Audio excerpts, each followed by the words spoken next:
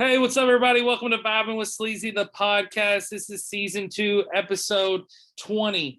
Can't believe I have officially made it to that mark, but we are here and one more episode before the finale. So I am recording this episode about a week early. Just been doing some recording earlier, but just to get all the episodes in line and release. I want to thank everybody for downloading, listening, and supporting. It's been phenomenal.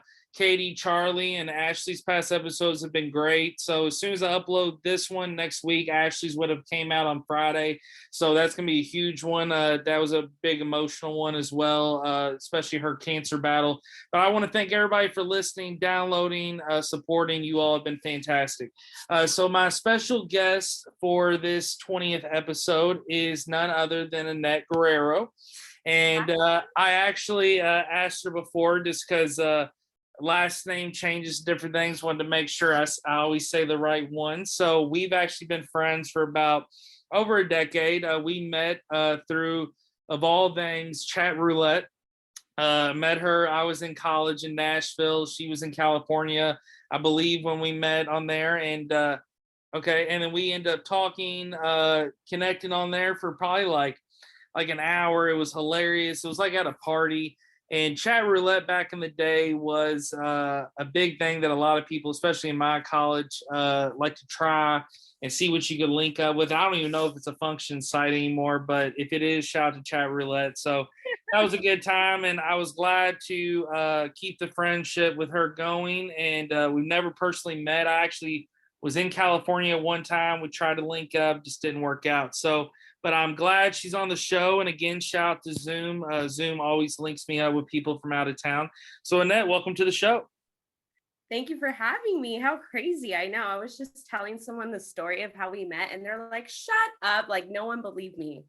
And I'm just like, no, seriously, like we met on Chatroulette. They're like, isn't it like a site full of like, schlongs everywhere? I'm like, you meet in the weirdest corners of the internet. We did, and I think I like freestyled for you or like rapped or did something goofy. And I remember where I was at. It was at Kaylin O'Connor's house, who's actually been a guest on the show.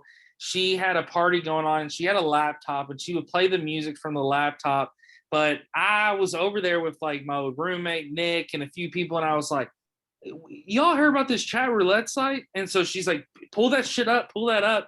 And then I end up meeting you, Lincoln, end up talking to you. And I'm like, and I've always been a person, I love connections, especially like international or somebody that lives somewhere else or strangers. So that site was made for me. I had fun. So it was cool meeting you and glad we were able to become friends. I mean, it'd been different if we had met and just been like, all right, but we've actually got to stay in touch. So that's what's been cool. I know, it's so wild. I mean, yeah, like you're the only like lasting friendship I've made from there. I didn't make any other connections from there, but it's just funny. Like I do have friends from the internet, like here and there from different places. And like yours is my favorite story to tell. Oh yeah, it's iconic. We were both at house parties, so I'm just like, oh my God, how funny. Like both of us should be with our friend groups, but we're like, no, this site is popping off. Let's see what this is about. Exactly. And I think it got to a point too where I was like, probably saw 10 slongs and I'm like, God damn it, how many dicks are on here? And then finally I'm like, holy shit, a female person, there's a woman on here. Like, so that was what was good. But when you would, I remember there was a lot of interesting, funny people.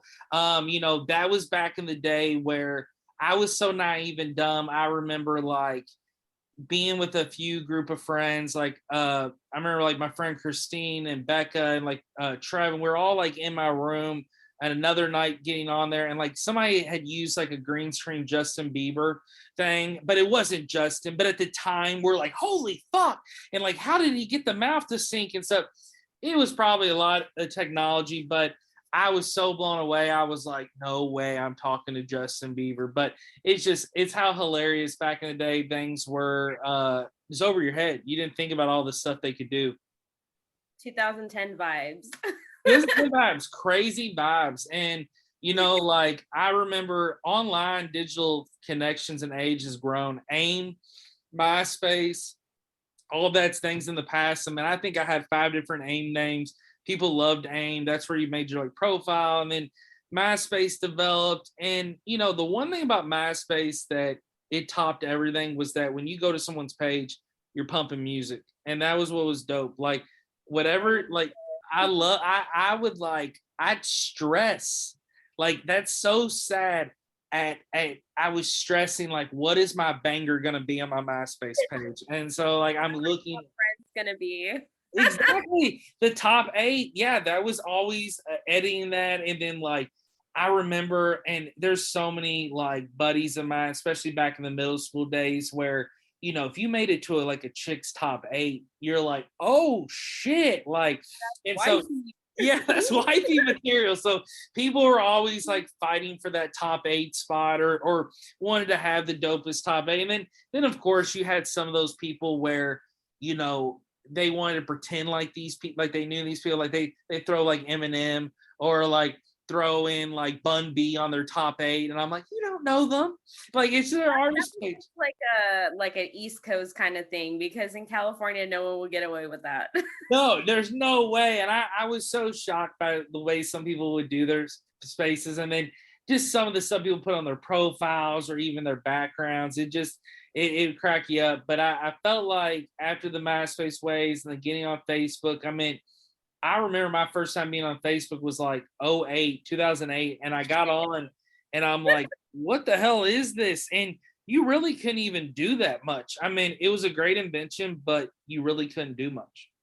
I remember when I signed up to Facebook, I was like, this is a bit anticlimactic. Like, what happened? Yeah, this is not fun. This is not exciting. And I had more fun just taking pictures on like a Mac photo booth of all the filters and effects and then uploading those. So I was like, all right, that's kind of cool. But Facebook definitely grew on me. Facebook's definitely a way of life now, as much as people don't want to say it. Facebook really, in some ways, runs the world when it comes to connections and social media. And I know there's other platforms out there, but yeah, I always get a lot of flack for this, especially when I not like hate, but people are like, how can you say that? But I say a lot on my show. I think social media is great. I've loved it. It's connected me to tons of people. International. Yeah, literally. Yeah, we would not be talking if it wasn't for the internet. And I love like the business ways I've been able to do it, the way I've been able to promote a message or just announce something. And at the end of the day, I feel like you can turn it into a negative. Like, you can make it negative. Like, yeah, any of us can get hacked. Shit happened to me recently. Like, anything can happen in those regards, but you can't just view it as something as, oh, it's evil because it's done this. Like, if you're using it for a positive way and you're getting the benefits out of it, fucking use it. Like, seriously. Yeah, I always tell people, like, in this day and age, there's no excuse to not be educated on stuff you don't know about, because you literally have a library at your fingertips. You know what I mean? 100. And I stress that so hard because I think it's really easy to fall down this rabbit hole of like, oh, let me get on Xbox Live, or like those kind of like non-productive like corners of what social media is. But then when you think about it, I wouldn't know so many things I know now if it weren't for like Google and like social media. Oh, I'll say this, and something that I was just exposed to, talking about getting the new social medias and stuff. And I think this is great, because I don't even think I never plan this show. I never have any plan. It's always freestyle. It's always raw. It's straight to the point. There's no rehearsal. But yeah, I don't think ever social media has been discussed like this. So it's good to talk about. And I think the connections is great. And like something that I learned recently, one of my past guests, Danielle Marie, taught me about it, was Reddit. And Reddit has really opened my eyes to things. And the reason I say that is because Reddit has not only taught me things and shown me interesting stuff, but you can see so much, but you can really learn facts and learn experiences from others that can save you from making mistakes in the future. I love subreddits. Oh my God. It's so good. And just the comments. I'm going to out myself right now. I'm a big conspiracy theorist lover. So okay. I love those like Mandela effects and like, oh my God, don't like government. The Bernstein Bears. The Oh my God. Bernstein Bears was one of the biggest Mandela effects ever. Yes, that's the number one I always say. Yeah, it blows my mind. When I learned about Mandela effects, what was crazy was I was somebody that I'm still really close with. We dated on and off for almost like a year and a half. My friend Carrie, and we a lot of times, like when we would just be chilling at the house. This is before he got into all the weird shit with Jeffree Star. Like, not talking about it's weird that, like, but just I know he's controversial, but I guess Shane Dawson had that conspiracy show. Yeah, I Well, didn't not know much. Yeah, now. It's I don't know oh, if he I can did some sketchy shit and all that stuff, and I don't really know all the details of that, so I can't speak like I know, but I just know he's like in hot water. But at the time, she just said, "Hey, this dude used to do this show called like Conspiracies or something like that," and so we ended up watching a few, and it blew my mind, and I got to the point where I was like hooked on him. I didn't give a shit about him. I was more hooked on learning each element of the theories and of all these situations, and the Bernstein thing that threw me off. I'm trying to actually think of another one that could come to my head. Did you see the one about Chuck E. Cheese pizza? Oh no, please tell me. Okay, so there's this conspiracy theory that Chuck E. Cheese recycles the used pizza that's not eaten from the platters. And the reason why that's a huge conspiracy theory is because when you look at the pie of pizza, the way it's cut, it doesn't line up. It's like jagged and weird looking. So when you So order a cheese pizza, it looks like it's all been formed together. it looks like somebody just like slapped 3 slices here, 2 slices there, 1 slice here from like random platters of what was left over. And then they just like reheat it up and slap it together. I would not be shocked by that. I like that one though. That's interesting. I know. That's one that Shane Dawson did. And I just drove by it the other day and I looked at my cousin. I was like, don't you think the concept of Chuck E. Cheese is wild? It's like, here is a German fested little children's casino. And like, here, let's go gamble. It is. And I swear to you, sometimes like I was always shocked that there was all these random theories about like COVID, like where it came from and all this stuff. It's Chuck E. Cheese. No, like Sure. for sure. I mean, They don't wipe down those joysticks. oh my God. I have one of the craziest Chuck E. Cheese moments. So I was like in Louisville, out in Kentucky. When you were a kid, there was a few places you would have your birthday party. You know, you'd have the either Putt Putt, Yep. you had the Chuck E. Cheese or the Mr. Gaddy's Pizza. Mr. Gaddy's has always been my favorite place. I actually threw my 30th there. I've thrown Heck multiple yeah, parties. my 30 coming up. Yeah, you got to do it some legit. See, on my 30th birthday, everybody was renting clubs out and venues and all this stuff. I went and rented Mr. Gaddy's, 50 people, 20 pizzas, games, arcade. Had it. I said, I want no fucking kids in here. So I wanted it from like 11 to 2 in the morning. And they hooked it the fuck up. And I'll say it's the best birthday party ever. I have no regrets on that. That was one of the best decisions of my life. So shout out to Gaddy's. They definitely hooked it up on the outer loop one. But the thing I was going to get at is when I was a kid, I remember I had a party at Chuck E. Cheese or either went to one. And my cul-de-sac, I was really lucky as a kid to have a big cul-de-sac with a bunch of kids that played basketball and we'd all play together and all that stuff. So there was always this one kid that was normal, but he gets sick a lot. Like he had the heaves or like would throw up, especially when he was younger. And I don't know what it was. I don't know if he had a stomach issue or nerves or who knows. I mean, this is early 90s, but his mom, I'll never forget, his mom was like telling my parents or whoever the chaperone, it might not even been my parents, was like, don't let him in the ball pit. And like, we're all like, maybe like 5, 6, whatever. And I'm like, and I can remember weird things like that. And I was like, this kid's not allowed in the ball pit. Like, I don't get it. And then next thing you know, he gets in the ball pit and he just exorcist vomits everywhere. Like the whole ball pit's covered. There's vomit everywhere. It was a horror scene. And to be honest, I live walking distance from a Chuck E. Cheese right now from like where we're recording here in Louisville. And I'll tell you this, I've not been in there. I don't want to go in there. But when I like walk past it or drive past it, I don't know why it's horrible to say, but I just immediately think of this kid exorcist vomiting in the ball pit from almost 20 years ago. Childhood trauma. It was, and luckily, like, it didn't get on me. I don't even think I was in the ball pit. I'm like warming up, like I'm like taking the shoes off. I'm like, oh, my boys are already in the ball pit. Like, I'm 5 years old. I'm undoing the Velcros, and I'm like, holy fuck! Someone just exorcist vomited all over the ball pit. So I was like, I'm tapping out of that. That like quintessential Chuck E. Cheese trauma story. Oh yeah, I think especially, and I think too, people were freaked out about the mice like in the costumes and like the robotic, like that's weird. It is weird. Weird.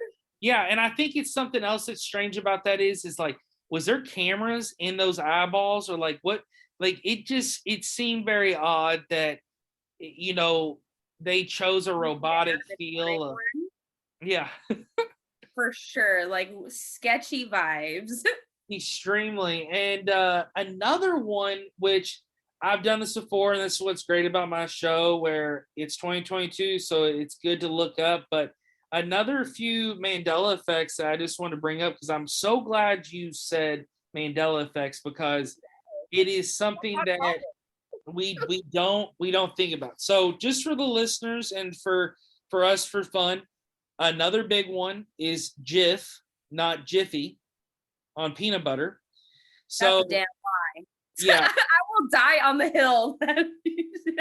I swear. So basically they're saying Jif is not Jiffy. People swear there was a Jiffy peanut butter back in the day, but we speculate they're combining Jif with its competitor Skippy, which is turning it into Jiffy. This is fucking great content. I love this. So here's another one. Oh my God. This one, I don't know if I can handle this. So Looney Tunes, not tunes. So the TOO. Yes. You don't, the TOONS to the TUNES. And it's so weird to see it, because when they're showing and providing these examples, I know we're doing this through Zoom and I'm on my phone, but it's like they're photoshopping them on the same logo.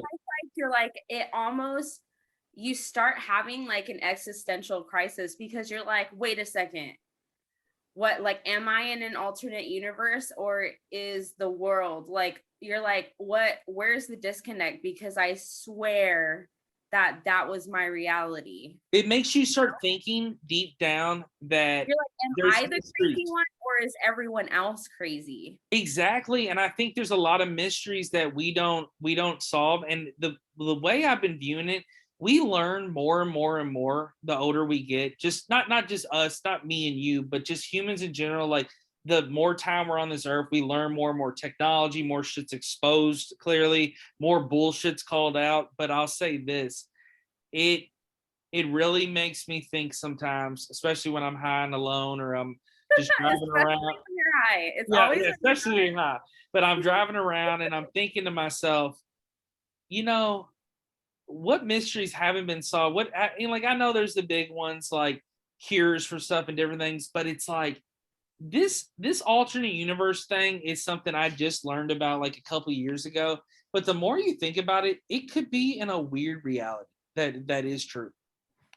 No, this is what I tell all my friends. And, most of my friends are potheads like myself, but the ones who aren't, I like to explain it to them in like bite-sized pieces. I'm like, think of the universe. Just think of how big it is. Think of all the black holes. Think of all the pockets of space we haven't discovered yet. Yeah. Now we're one planet in a giant galaxy. And this is typically when I'm talking about the existence of aliens, but it kind of snowballs into everything else too. Facts. So I go, we're on one little space rock that's floating in a giant fucking sea of endlessness. Yeah. I'm like, you cannot convince me that there's not like one little black hole pocket that then expands into a whole entire another universe where there could be something else out there, or alternate universes out there, or there's different realities. I'm like, just watch Interstellar and then come back and talk to me. Exactly. And it makes you bring up so many good points, and just space in general. is such a mind blow. There's so much out there. There's so much that we don't know. And as much as we want to think back and like try to wrap our minds around it, I can't even think of a logical answer to really tell you. Like, people are like, Big Bang, God, evolution. Like, yeah, I believe in God. I have faith. I really do. However, also I am a realist, and I realize too that So much for that.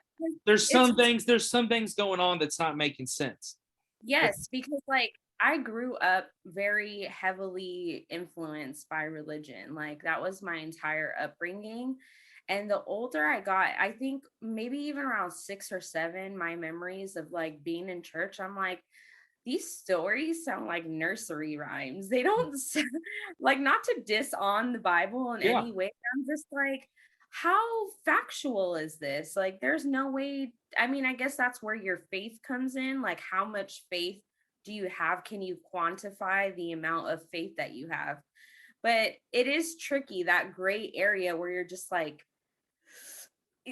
for me personally, when I explain it to my family, because they're all very conservative, I classify myself now as like spiritual versus religious. Gotcha. Because I think that's what aligns with me more. So I go, like I still believe in a higher power, but can I say for sure that that is a God or a Christ? I can't answer that. And But I I don't do. think any of us can. I think that is where you nailed it. It's all about faith, and that's why, in my opinion, everyone has their own personal faith. No matter if you claim out and say, I don't believe in anything, that's your faith. If I come out and say I believe in this God, that's my faith. However, everyone has the right to their own faith. That's part of human nature.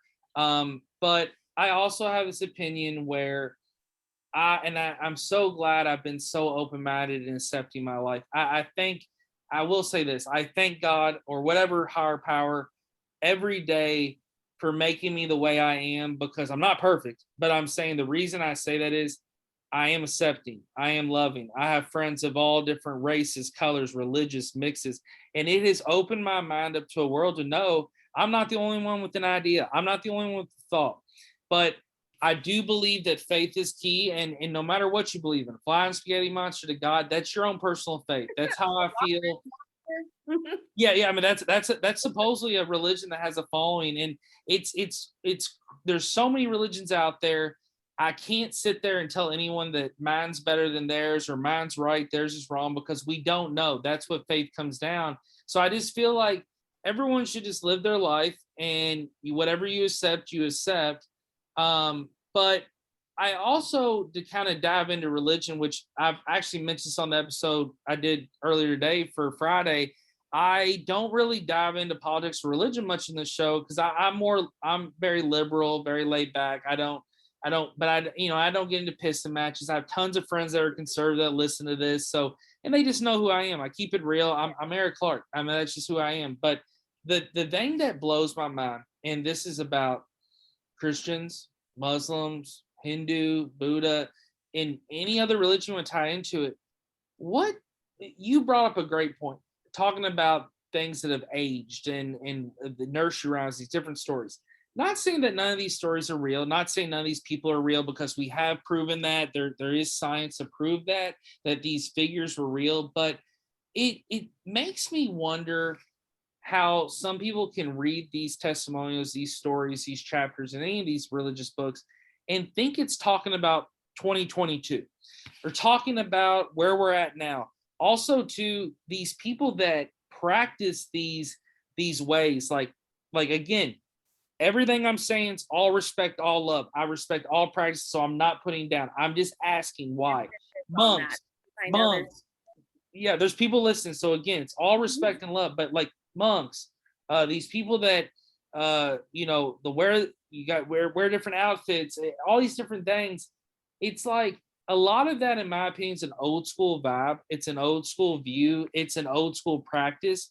And I know that sometimes there's things that like religious practices tell you not to do to get you to a place, but it's just, how can we take some of these things seriously, like stoning people and things that are just not around anymore? And and I understand that it's again, part of your faith, but it just makes me wonder why someone woke up one day and said, I should live like they did in year 1000. I mean, I don't think you should. I think you have one life to live. And no matter what your religion is, if you want to spread the faith all around the world, go do it. You got a plane, you got boats, if that's the route you want to take, it doesn't mean you need to go stone people and join a cult. Yeah, I mean, it is a loaded topic, but it is important, especially I think the most important takeaway for that message would be people who are conservative, because a lot of people who are conservative come from regions where people, their minds are locked in on one thing. And I think it's really important that they're exposed to other messages so that they can broaden their mental horizons. I think you nailed it. I think so many people do get stuck in the same area, and you're completely right. They get molded, they get mindset, because mostly 90% of people you ask, all their faiths were chosen by either their parents or a recommendation. It's not like you just wake up when you're 7, you're like, I'm gonna stretch Jesus, Muhammad. Like, you're not gonna, oh, hail Muhammad today. Like, oh my God, honey, our boy's finally worshiping. He just, no, it's, you get taken to church, you get pushed these stories, you get raised. So like I said, I have my faith. I believe a lot of real factual things, and I believe religion can also be a peaceful thing in regards, if that's how you find your peace, so be it. But at the end of the day, we have to really realize some things are forced and some things are not correct as they seem. My 2 things that I tell everyone now is just be a good person. 100%. But also, what you believe in, make sure it's something that you chose and that it wasn't pushed on you. Exactly. And that's such a good point to your first point. I felt like going to church or growing up in a more of a church level. I never heard this from my parents or anybody like that, but anybody around church or even heavy church people. Like, I dated a girl back in high school, heavy church parents, and they say these comments, and they'll like say stuff like, I guess you've heard it too. Life's not just about being a good person.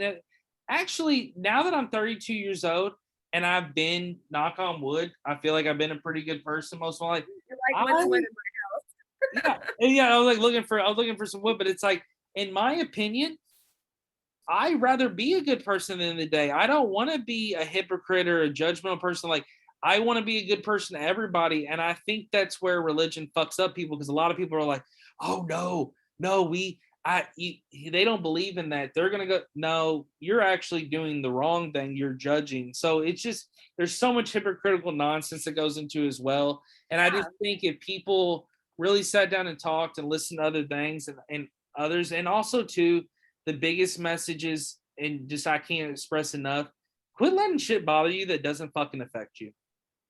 I mean, that's what I have to say. 100,000,000,000%. If it doesn't affect you, fuck off. Like, you have no say, you have no right. And that's the problem with the world in general for thousands of years. It's all about control. And you got to tell people, fuck that. My favorite thing to tell people is, next time you point a finger, make sure that you're pointing it to the mirror as well. Exactly. Before you point that finger to someone else, make sure you do introspection and see, hey, is there qualities about myself that I need to work on? Because I'm no better than the person I'm pointing my finger to. And I love that, because that is, and that's facts. Because I have literally seen people 2 years ago that are heavy conservative, heavy religious, and they're over here in a hot tub getting drunk as fuck, getting a blowjob, being crazy, talking about sex, and then 2 years later you talk to them and they're like a fucking bored and they're dry, and at the end of the day, I'm going to call you out on that, because you can change, and you can always change for the better. You can always change for the worse, but just be your fucking self. I mean, it doesn't mean too that if you believe, you got to become a fucking prude and you got to be a zombie. And then also, if you come out that you don't believe, you don't need to put down people that do believe. So at the end of the day, like I said this in so many episodes, stay in your own fucking lane. And just, that's how we drive point A to point B. Do it in your fucking life. I'm not perfect. Again, I'm not going to sit here. Like I said, I can point myself in the mirror over hundreds of things I do wrong and things I work on every day. But that's my biggest thought about America in general and about the world, is that too many people can't stay in one lane. You know, it's crazy. So let me ask you this, huh? I would cheers to that if I had a drink. Yes, 100%. So I have to ask you, talking about living different places and everything. You live in California, and you love it, right? I do love it. I think it's the culture here is really neat. I love it here. And I'm sure because you visited, right? So you're a little familiar. I like it. I like it. It was I'll say this. It's always okay, kind of getting into that spectrum. I play fantasy football with a bunch of California people, okay, from college. And a lot of them in my mindset have a different view, different mindset about certain things. And then I talked to you, and I talked to my friend Jeremy, and I talked to others that I know in the California, and I get other perspectives. So that's why I've had California talk on this show before, and that's why I always love hearing about it. I felt like when I was out there, it was so cool. And there's only been 2 places in my entire life that I've visited, United States, like domestically, that I felt I was out of the country. The first place was New Orleans, because New Orleans is its own fucking country. It's a whole vibe. It is a vibe. And I literally just talked to a friend the other day, my buddy that was on my show last night, Charlie, the episode that came out. He was sharing about his birthday in New Orleans, and we just were talking about the times I've had down there. And I can say this 100%. New Orleans is a whole different culture. And I literally, when I left the first time, I was like, I think I just visited a country.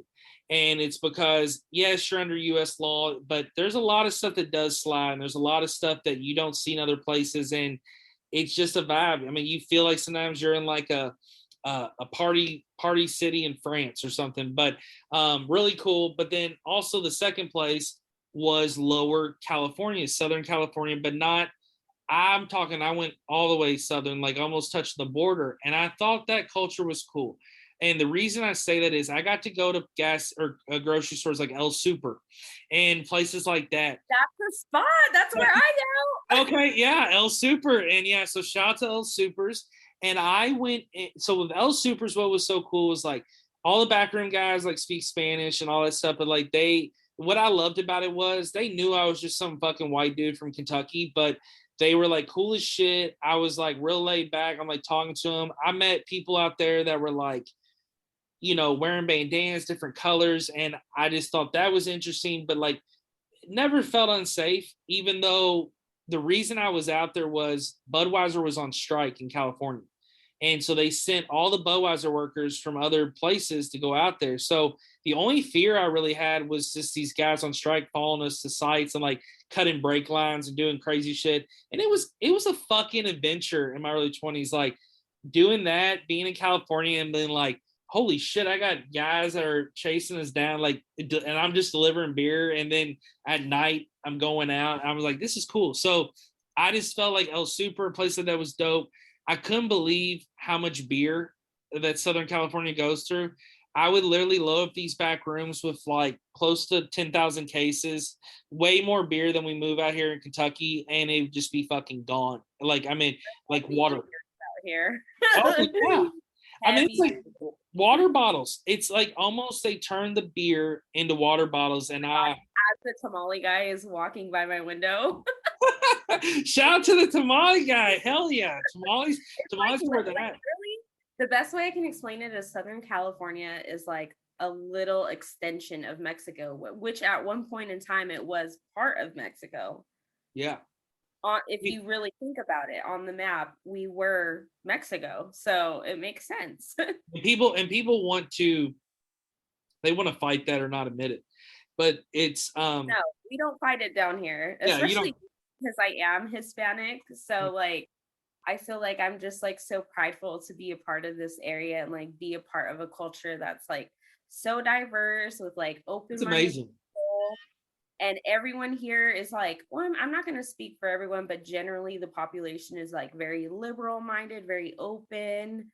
So I love it. I love the vibe because I've lived in other places. I've lived in Texas, I've lived in Florida, I've lived in Iowa. I've moved around a lot. Ooh, 3 tough places. And they're all so like contrasting to each other, especially Texas. Like I felt like I was in a whole nother universe, a whole nother pocket of life. Oh my God. When I went to Texas, I was like, San Antonio was amazing. And I felt like I was just on a really nice vacation. But then when I went to Dallas Fort Worth, I was like, whoa, it's a little bit different. Yeah, DFW is a vibe. All Yeah. of Texas is a vibe. The major cities are cool, but once you get into like the pockets, like the inland, it's like, wow, you really like understand that California is its literally its own place and time. It's its own moment. I totally agree with that. And, you know, I love hearing that perspective from you because I had a friend that went from California to Texas. And, you know, I feel like he's kind of gotten into more of that mode, which is fine. And Too, when I was out there, I was very shocked how like because I didn't live there longer than 6 months, but I noticed my mindset changed a whole bunch when I was there. So yeah. it is like a quick turnover. And some people are all for it, some people aren't. And, you know, thing with Texas is this, you know, it does have a lot of rewarding things that they do and like programs, but then you also have a lot of setbacks, a lot of stuff that's backwards. So it's an up and down deal there. I actually want to go to the Bengals at Cowboys game. I want to go visit my buddy. And you know what's great about him is he's one of my best friends, love him to death. I mean, literally like a brother, take a bullet for him. But we're the complete fucking opposite when it comes to mindset on pretty much every topic when it comes to like politics and lifestyle. But we never let it alter our friendship. We never talk about it. We know how I feel, and we both agree. We're not, why get in a pissing match to ruin a friendship? And we just have fun. And so I'm excited to maybe go to that game with him, and you know, and just not go on that spectrum. Yeah, and it'd be fun. And but also too, it's like with Florida. I love Florida, but you know, Florida definitely has some wild areas. I mean, yeah, I love Florida, but it's also has some areas where I'm just like, you know, what are these thinking? And you know, not even from like politics or lifestyle. It's just you go in Florida and sometimes you're just like, it's so interesting to see. Like you'll be in a gas station, there's literally just a dude, no shoes, you know, no shirt on, and got a backwards cap, and he's just like, "Hey, I see my smokes, Betty," and you know, they throw it to him, and you know, I'm like, this is so wild, like, and it's just like so relaxed. And so sometimes I'll be honest, I was like envious of it. I'm like, I love this tropical not give a fuck vibe. Very tropical, especially down in the Key Islands. Man, they got them Cuban mobsters down there partying hard. That's what I've heard. Like I've heard that it's uh definitely like, you know, all the people that have traveled and have explored down there, but you know, it's such a cool place to see. And I have family, I have friends that have gone there down to that part of Florida. I've been to a lot of parts of Florida, but not that south. And I felt like I have heard some talking about conspiracies and different things about some of the stories about people either going missing or different, you know, because they already talk about how many people go missing in national parks. I mean, in caves, national park and cave areas, it blows your mind. Yes. It's real. I live not too far from Joshua Tree National Park. It's about like maybe 2 hours. hours. Album, ain't it? Huh? Ain't that a U2 album, Joshua Tree? Yeah. Okay. Yeah, people definitely go missing. I know someone who's gone missing there and was found killed in a cave. Jesus. See, I live about 2 hours from Mammoth Cave. I passed it every time when I was in college in Nashville, going back and forth from Louisville to Nashville. It's just a 3-hour shoot. And, you know, I loved caves as a kid, still do. Been to Mammoth so many fucking times. I mean, that's one of your go-to field trips when you're a kid in Kentucky. But it's like Mammoth Cave is definitely what's that theme park? Cedar Point. Cedar Point, yeah, that's in Ohio. Yeah, that's a big one. That's Roller Coaster California City. Six Flags, but Yeah. it's the same company. Yeah, we have Six Flags Kentucky Kingdom, which I had a summer pass there for years. That was fun. The only thing about that park is quite a few interesting things have happened at Kentucky Kingdom. You know, a girl's legs got cut off. She was riding the elevator. It was a drop. A belt snap, cut her legs completely off. She ended up getting about $28 million settlement. That was a whole mess. And then, you know, oh yeah, I mean there was Sorry about your legs, girl. exactly, and I couldn't believe it. Like my buddy would work out there. He actually works at the zoo now, and so zoo's my favorite place. So I get all these. I know it is. Yeah, and I get all these backstories and all these connections from him, and he'll just be telling me shit like, "Oh, we drained the wave pool and they found 1,000 turds," and like just all this crazy shit. And you're just like, I'm not gonna go do that. And so I just, you know, like there was rides he would tell me like, dude, if that thing fucking gets caught in a windstorm, that fucking thing's gonna go off. So I would go out there and I'm like, people be like, hey, you want to go ride the rainbow or go ride the boat? I'm like, nah, I'm good. Cause you know, I had this buddy he's telling me, he's like, yo, I'll tell you what's legit and what's not.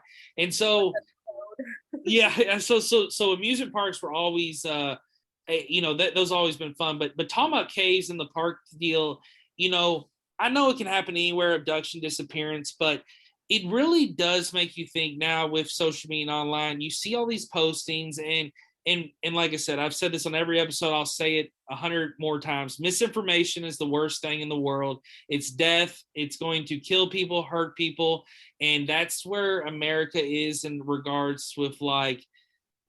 There's too much on online. The one negative about online is misinformation, and so people have to get the facts and learn. And are you there still? Yeah. Okay, just making sure your video kind of froze, but it's all good. It's raw. It happens. It's happened before. So I just feel like misinformation's been a big spreader on tons of topics, not just one particular one.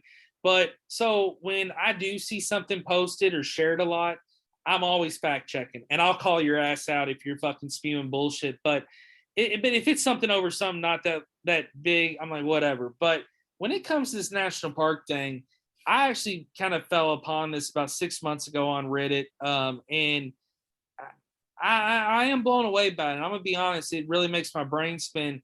You know, they pull up these maps of all these dots of like where missing people have been reported and all that stuff, and it's like make it not make sense. Like it, why is there so many in this park? Why is there so many in this area? And it's also too, it's like, is this a known thing or is this just people's go-tos? It just, and it's also, it's just like it's weird.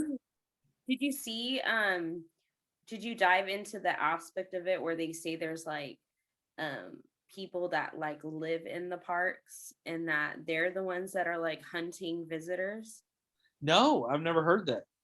Yeah, like especially like the national parks that are like on the Appalachian Trail and stuff like that. They talk about like these, I wouldn't say indigenous because that's not like the right word, but like I guess like some kind of like deliverance, like feral people is what they call like deliverance, almost like that movie where the guys go on the boating trip and they get kidnapped by all those Eastern Kentucky people in Virginia, West Virginia.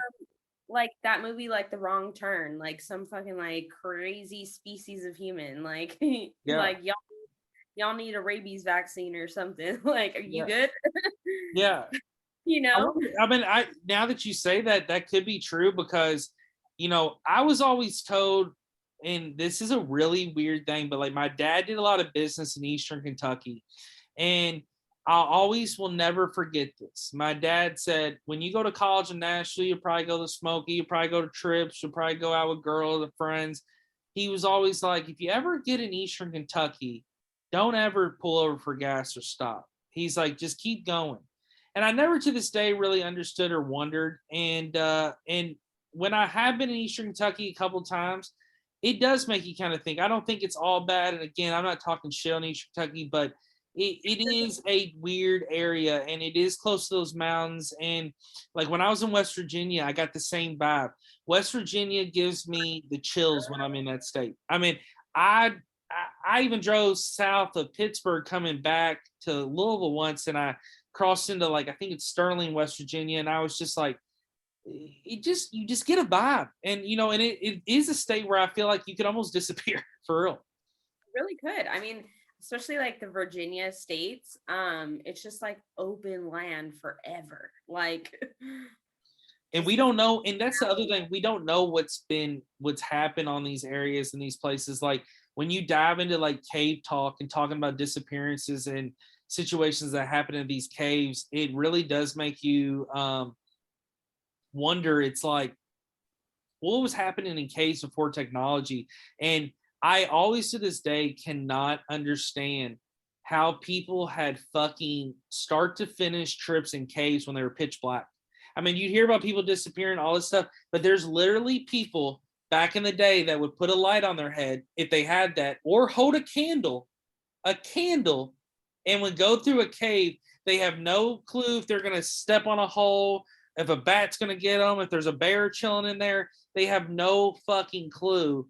And what's crazy is when you go to Mammoth Cave, it's been years for me, but you almost just kind of go in this like wooded area, like we're kind of on the exit part, and there's just like a door, and it's just like they unlock it and they open it. It's like there's other entrances, of course, to the cave, but you just kind of go down these steps and you're in the cave. And I think it's one of the areas where like the park people go into, and that just always made me think like, as a kid and even as a 32-year-old male, I can't tell you, or I couldn't answer for you like how do these people do that?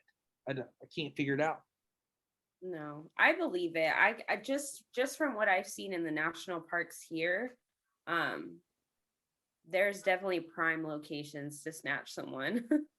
Oh yeah, I mean they even say this is, it's not only in caves, but it's like, yeah, it's happening in parks, and that's what makes you think if people are being attacked, people are being hunted, because a lot of people too that are in these parks and areas sometimes that do disappear, they might not be up to the best behavior. They might be getting drunk. They might be running around hunting illegal. Anything they're doing. I'm not saying every person, but sometimes it could be a case where they're just partying, like having a good time, and people are like, like you said, don't bother us, don't tread on the land kind of deal. And I wouldn't put it past people. I mean, people, when they get loyal onto something or they get sworn onto something, they fight to the death for it.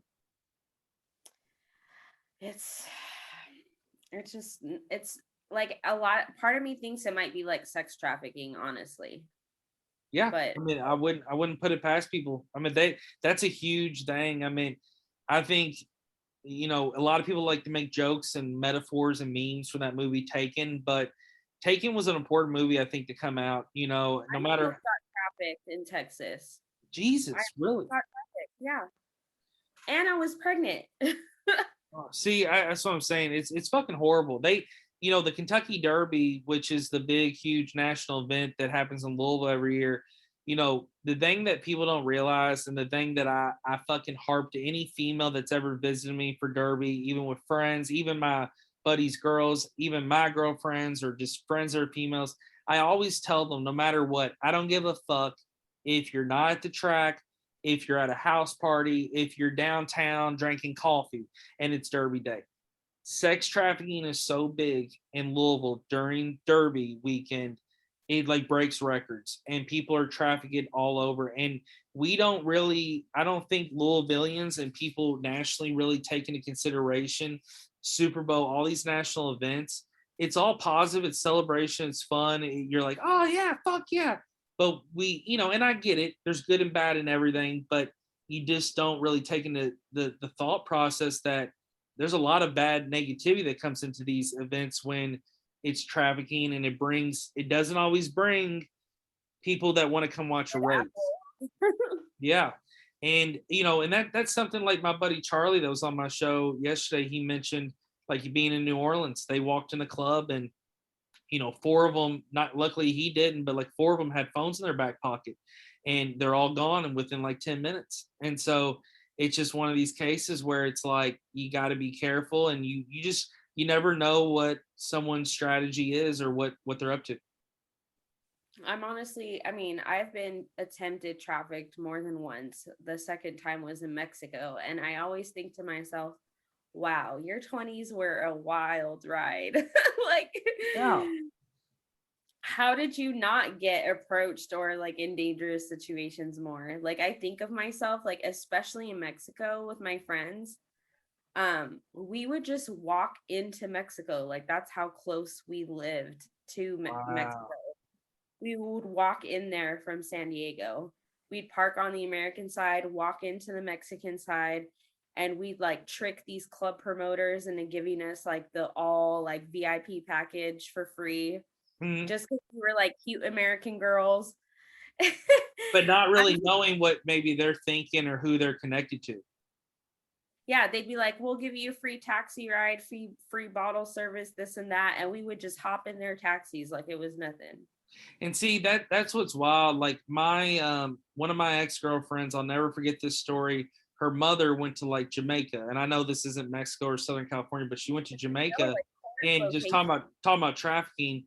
And they literally got in a cab, her and her sister, and they had to both start acting drunk and crazy and hysterical and like start like almost act like they're seizuring or like they were like dealing with something, and they got kicked out of the cabs because they were kidnapped, they were like trafficked. And it's the thing about it is it's like that's why international travel is a beautiful amazing thing. I've been blessed to do it, but you always got to just make sure. And I don't give a fuck if I'm in Canada or I'm in Europe or wherever I'm at. I'm always watching my back, even as a male. I'm always watching who I'm communicating to, and I'm always too like it's really key. And it sucks to say because yeah, America has tons of backwards laws and fucked up, you know, that's all reverse type shit that doesn't make sense. But some of these countries have laws that you're like, holy shit, I can't believe that's even a law. You got to follow it, or it can really fuck with you. It can really get you. Yeah.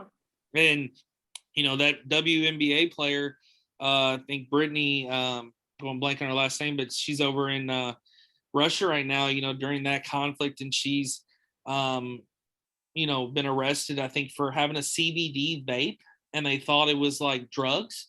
So it's so crazy, just education and just sometimes I just sit here and I like just look up and I'm like, make it make sense. Some of these things that are going on. But yeah, I think it is important. You gotta definitely take safety is key. But and then to kind of dive back in, I want to touch definitely before we wrap up eventually, a few more of these Mandela effects that I was just been kind of thinking about came to my head. One of the big ones that a lot of people know, and I know the ladies that are listening to the show like this one, but Sex in the City. While there's four women were having sex in the city, the show was actually titled Sex and the City. So Yeah. that's one that was Febreze. You might use this stuff every day, but to be honest, you thought it was Febreze, didn't you? But it's actually Febreze. It's only one E. I know. I always thought it was two E's. Oscar Mayer, that one does freak me out.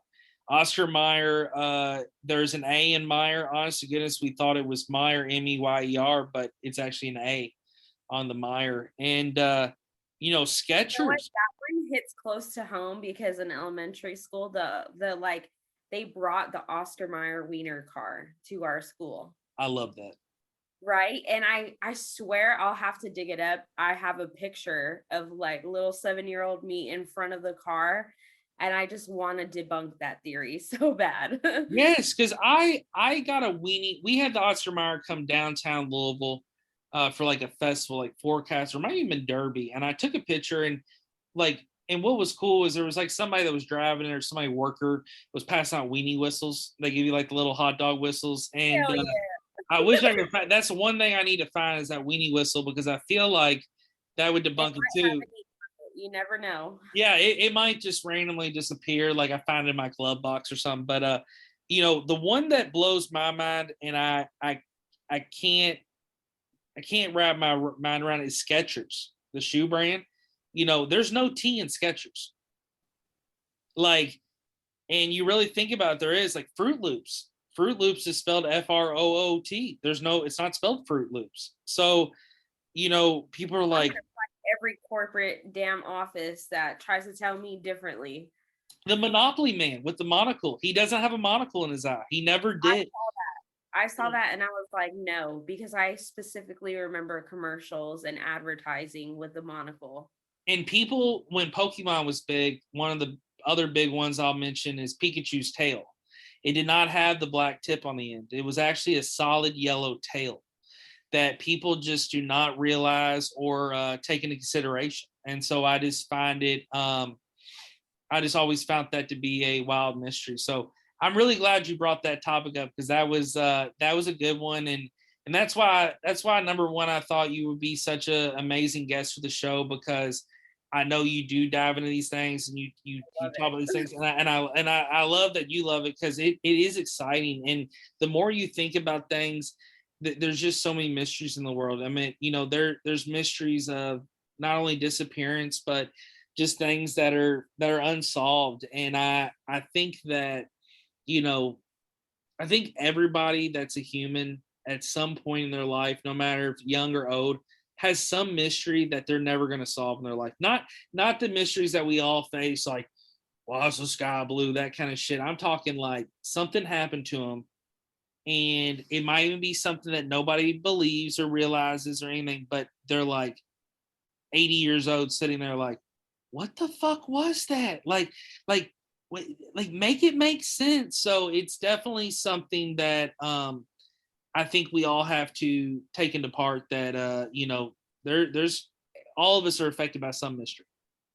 I know, and I think it's funny because I think it's easy when people just like look at like a female like myself, they probably assume like, oh, we can just talk about like some superficial shit, but like with me, I'm just like, give me all the intellectual Yeah. vibe.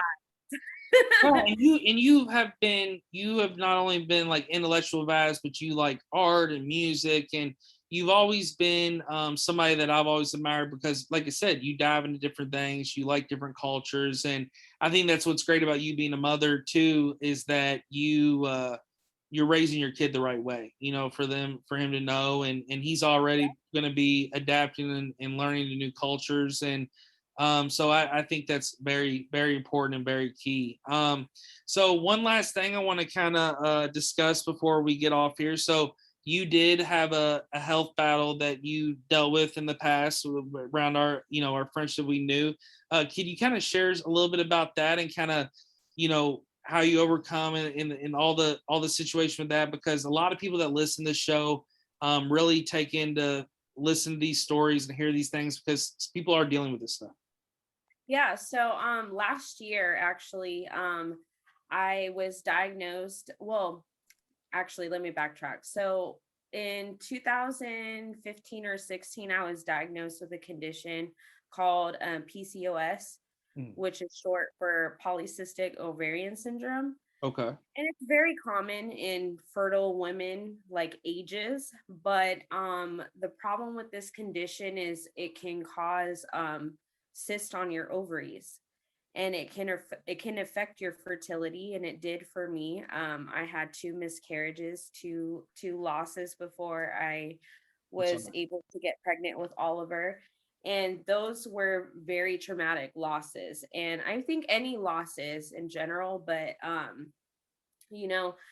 when you're young, you think of yourself like, I'm young, I'm fertile, I'm ovulating, so that means everything's a green light, it's all a go. And I didn't realize how common losses and like fertility issues were in women until I experienced them myself. I had no idea. I grew up in a family full of Hispanic women that were popping out babies like peanut launchers. Like these, you know what I mean? They just had zero problems. It just never even really crossed my mind.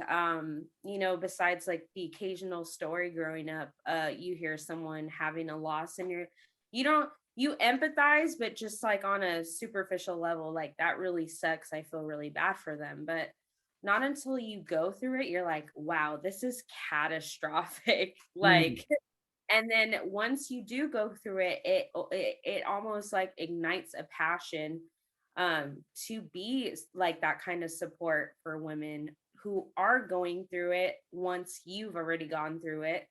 And so that really ignited my career passion, which I'm now in school for. So I'm currently in school to be a medical sonographer, and one day I hope to help women with fertility issues and just with their fertility health overall, to I be love able to that. get ultrasounds and stuff. Yeah, so it was really scary. Last year, my health really spiraled out of control, and they found a cyst that was the size of, they said it was 5 centimeters, so about the size of a softball. Wow. And like, imagine just the weight of a softball just grinding on your like pelvic floor, like just the weight of it all, like carrying that on your body, just like trying to sleep comfortably and like just going about your daily life. It People was not noticing, people not being able to notice it. It's not something obvious, so it's like they don't it's like a realize there's so much silent pain. pain. It's like a silent pain, because it's like people look at you on the outside, they're like, you're fine, like Yeah. everything's cool. But I was really suffering. And it got so bad at one point that I had to use a cane for a few months. Wow. Yeah, I couldn't work. I had to kind of take a pause on school. I was like letting a lot of shit slide because I was so fatigued. I was so just in pain constantly. I had to sleep sitting up. Oh. Everything was just hurting. So I ended up getting treatment after like several months of bed rest, which was a whole nother situation in of itself, because the mental warfare that you go through Yeah. while being on bed rest as a young, seemingly able-bodied person, where you want to go out and explore, you have the day off, you want to be able to go do things with your friends, but instead you're cooped up inside. And it's really tragic when you live in California too, because you're just like, man, there's so much cool shit I could be doing, Yeah. Mhm. But you know what, I feel like everything is meant to play out exactly as it's supposed to, because even though that time was really difficult, I did a lot of thinking, reflecting, and I found out a lot of cool stuff about myself. I'm stronger than I thought, for Yes. sure. 100%. And then it also kind of realigned what are my goals moving forward when I do have the ability to move freely. What are the things that I plan to do with my life with this newfound freedom? So it was I like the love best. this because the cancer victim I had on, that not the victim, but the survivor is what I want to use. Ashley, such a strong woman, such a battled cancer, beat it. And that's the one thing that she said. As much as she hated it, she wouldn't want to wish it on anybody.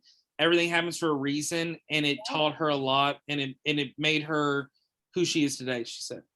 For sure. Yeah. Especially when you're in the thick of it and you see no light at the end of the tunnel, and you're just like, when is it going to end? And that's the ultimate time to play pity party on yourself. But Mhm. instead, I was keeping a journal of like, this is what I want to do. What's my bucket list? Let's kick it off. Let's get going. Let's rev the engines. Like, let's crank it up, turn up the heat. And That's amazing, because not a lot of people could do that. That's amazing. yeah, so I created this bucket list for myself that I plan to kick off this summer, of all the places around the area that I want to go see, different quirky restaurants, different campsites, beaches, like different like food tours, brewery tours. Like I'm ready to go. Yeah, sign you up. Sign you up. I love that. I mean, that's the attitude to have. And that's why I wanted you to share it. Like I said, this was a fun episode, a positive episode. I had a blast with you being on here. It's always fun catching up with you and talking to you, but I had to have you share that, because not only have I had some survivors of mental health and cancer on recently, but yours was another situation that I wanted to talk to you about. You and I, we Yeah. discussed it a little bit back in the day when we talked more online, and it just, I've always wanted the best for you, always wanted the best for you as a mother, as a person, as a friend. So again, I admire you, respect you, and I really proud of your journey, but also want to thank you for sharing, because not everybody's always comfortable doing that. Yeah, and at least there's a happy ending on my end. So Oh, exactly. And you're here, and like I said, you're gonna be here for a long time. I'm happy to have you as a friend. So before we log off, I want you to be able to tell people how to reach out in case maybe they're dealing with that or just want to reach out to you about California or anything. Like, do you have a social you yeah, can sure. share? Especially California. I can give you guys all the hot spots. I'm a type A queen. I have like a bucket list for Northern California, Central California, Southern California. I got you. Hell You can yeah. find, Sally you can Queen. find me on social media. Best place to find me is on Instagram. That's probably where I'll see it the easiest. You can find me at Nettie_confetti. That's my Instagram I love name. it. I love it. So yeah, I definitely want you to get that out because Annette can take you around, or she'll definitely I'm get proud to you the do right it. I spot. love my fate. Yeah, she's that's what's awesome, and it makes me hungry to go out to Cali even more. So, but Annette, I can't thank you enough for being on the show. I want to thank everybody for listening and downloading. Season 2 has been such a huge success. I can't believe this is episode 20 of season 2.